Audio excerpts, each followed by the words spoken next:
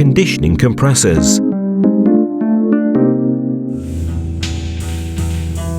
The air conditioning compressor motor is the most important component of the entire refrigeration circuit. It is fixed directly on the engine block, and it's normally driven by the auxiliary belt. The compressor takes in the refrigerant, compresses it, and then reincorporates it into the cooling circuit, converting the mechanical energy supplied by the engine into refrigerating energy.